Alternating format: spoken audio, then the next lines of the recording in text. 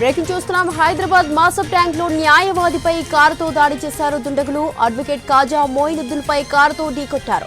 ప్రస్తుతం కాజా మోయినుద్దీన్ పరిస్థితి విషమంగా ఉంది. ఇంటి నుంచి బయటకు వచ్చిన న్యాయవాదిని కారుతో ఢీకొట్టి పరారయ్యారు దుండగులు. నిందితుల కోసం పోలీసులు గాలిస్తున్నారు. హైదరాబాద్ మాసబ్ ట్యాంక్ లో న్యాయవాదిపై కారుతో దాడి చేశారు దుండగులు. అడ్వకేట్ కాజా మోయినుద్దీన్ పై కారుతో ఢీకొట్టారు. ప్రస్తుతం కాజా మోయినుద్దీన్ పరిస్థితి విషమంగా ఉంది. ఇంటి నుంచి బయటకు వచ్చిన న్యాయవాదిని కారుతో ఢీకొట్టి పరారయ్యారు దుండగులు.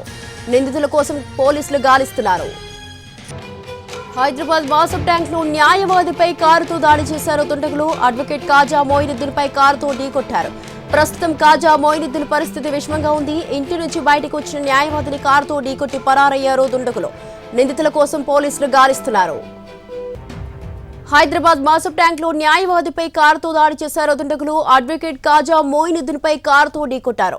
రైట్, దీనికి సంబంధించి మరింత సమాచారాన్ని అందించడానికి మా ప్రతినిధి కిరణ్ ఫోన్ లైన్ లో ఉన్నారు. కిరణ్, మాసబ్ ట్యాంక్ లో న్యాయవాదిపై హత్యా ప్రయత్నం జరిగింది. కారుతో దాడి చేసి ఎస్కేప్ అయ్యారు గుర్తు తెలియని దుండగులు. అడ్వకేట్ కాజా మోయినుద్దీన్ ఉదయం తన కారులో ప్రయాణం చేస్తుండగా ప్రయాణం చేసేందుకు అతను బయటికి రావడం, తర్వాత ఫ్రంట్ డోర్ ఏదైతే ఓపెన్ చేస్తున్నారో ఆ కాజా మోయినుద్దీన్ పైన గుర్తులేని వ్యక్తులు కారుతో ఢీకొట్టి అక్కడ నుండి ఎస్కేప్ అయ్యారు. అడ్వకేట్ ఎవరైతే ఉన్నారో కాజా మోయినుద్దీన్ తీవ్ర గాయాల పాలయ్యారు. అతని పరిస్థితి విషమంగా ఉన్నట్టు తెలుస్తోంది. ఇంటి నుంచి బయటికి వచ్చిన న్యాయవాదిపై ఆ కారు ఎవరైతే బ్లాక్ కలర్ కారు ఉందో అందులో దుండగులు అత్యంత స్పీడ్ గా వచ్చి అతన్ని ఢీకొట్టి అక్కడ నుండి దుండగులు ఎస్కేప్ అయ్యారు. సో న్యాయవాదిని ఢీకొట్టిన నిందితుల కోసం మాసబ్ ట్యాంక్ పోలీసులు గాలిస్తున్నారు. కుటుంబ సభ్యులు పోలీసులకు ఫిర్యాదు చేశారు. ప్రస్తుతం కాజా మోయినుద్దీన్ పరిస్థితి విషమంగా ఉన్నట్టు తెలుస్తుంది. అతను ఓ ప్రైవేట్ హాస్పిటల్లో ట్రీట్మెంట్ తీసుకుంటున్నారు.